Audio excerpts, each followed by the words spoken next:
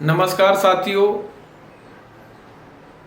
किसी व्यक्ति द्वारा किया गया कार्य या तो दुर्घटना हो सकती है या घटना हो सकती है। हर व्यक्ति द्वारा कोई कार्य किया जाता है, लेकिन वह प्रत्येक कार्य अपराध नहीं होता है। अपराध बनने के लिए कुछ शर्तें पूरी की जानी चाहिए। कई बार कुछ ऐसे कार्य होते हैं जो अचानक हो जाते हैं अथवा वो दुर्घटनाएं होती हैं। आज हम चर्चा दुर्घटना या घटना के संबंध में करते हैं। कोई टीचर किसी उद्दंड छात्र को सुधारने के लिए सावधानी पूर्वक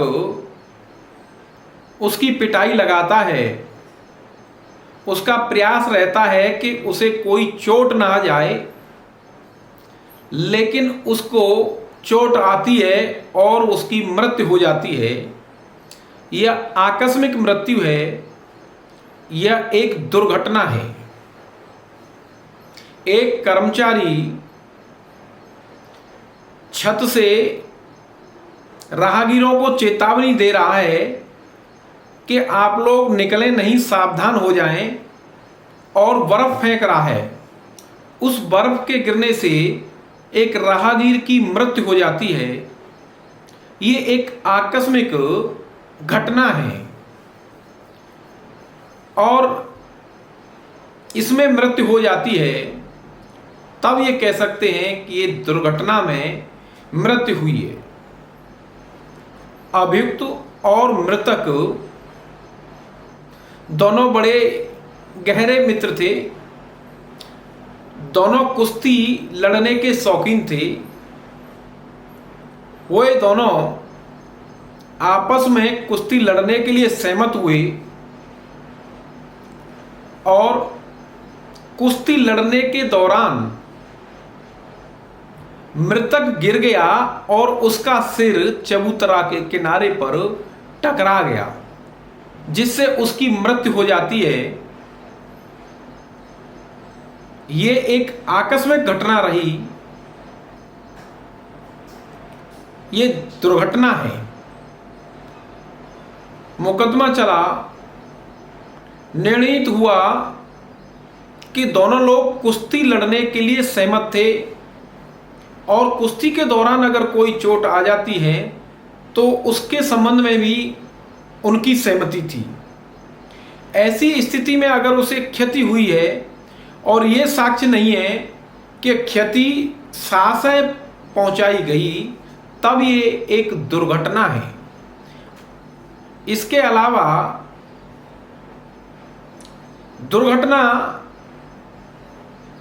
के कार्य के लिए किसी को दोषी नहीं ठहराया जा सकता है। एक व्यक्ति की तीर मार करके हत्या कर देता है। वो इस विश्वास से तीर चलाता है कि उसके खेत में एक भालू है जो उसकी फसल को नष्ट कर रहा है। उसकी जानकारी में नहीं है कि वो उस फसल के यानी झाड़ी के पीछे कोई व्यक्ति है। इस सद्भाव से तीर चलाता है कि वो भालू है, लेकिन वहां खड़ा बैठा हुआ था और उससे उसकी मृत्यु हो जाती है। ये एक दुर्घटना है जिसका अनुमान नहीं था, तब को दोषी नहीं ठहराया जा सकता है। ये उदाहरण मैंने जो आपके सामने रखे हैं, ये दुर्घटना के उदाहरण हैं। अब एक उदाहरण हम घटना के संबंध में आपके सामने रखते हैं। एक बंदूक उठाता है और ये जाने बिना कि बंदूक भरी हुई है या खाली है, बाकी ओर तान देता है, उसका ट्रिगर पर हाथ लगता है, गोली चल जाती है और बकी मृत्यु हो जाती है। ये एक घटना है, इसमें लापरवाही है। अब द्वारा ये नहीं देखा गया कि बंदूक लोड है अथवा नहीं है।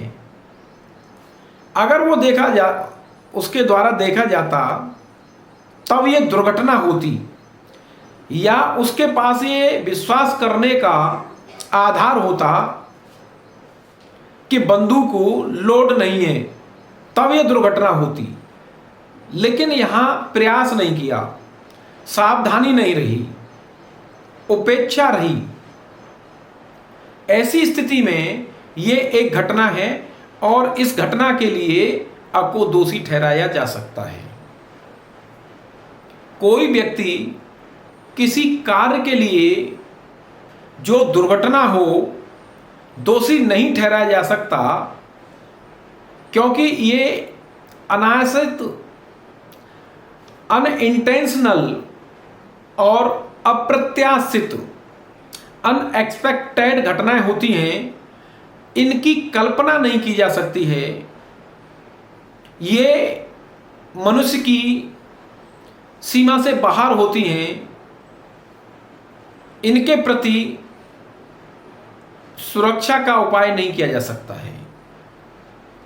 ऐसी दुर्घटनाएं जो व्यक्ति की सोच से बाहर है, तब हम कह सकते हैं कि कोई व्यक्ति जिसका मन अपराधी नहीं है, तो उसके द्वारा किया गया कार्य अपराध नहीं हो सकता है और वो व्यक्ति अपराधी नहीं हो सकता है। और जब कोई व्यक्ति अपराधी ना हो, तब उस व्यक्ति को दंडित किया जाना ठीक नहीं है। कोई घटना होती है तो उसमें आपराधिक आशय होता है, और जब मन अपराधी होता है, आपराधिक आशय होता है, तब उस व्यक्ति को दोषी ठहराया जा सकता है। साथियों, दुर्घटना या घटना, दोनों बातों में ये अंतर है। ये जो बातें मैंने आपके सामने रखी हैं, ये अपवाद या बचाव भारतीय दंड संहिता की धारा 80 के अंतर्गत हर व्यक्ति को उपलब्ध है। इसकी कुछ शर्तें हैं जिसे पूरी करने के लिए कार्य किया जाता है, यानी आवश्यक तत्व हैं धारा 80 की, जो न्यायालय के सामने आपको रखने हैं यदि आपके खिलाफ ऐसा आरोप है। कोई कार्य दुर्घटना या दुर्भाग्य से होना चाहिए, नंबर 1।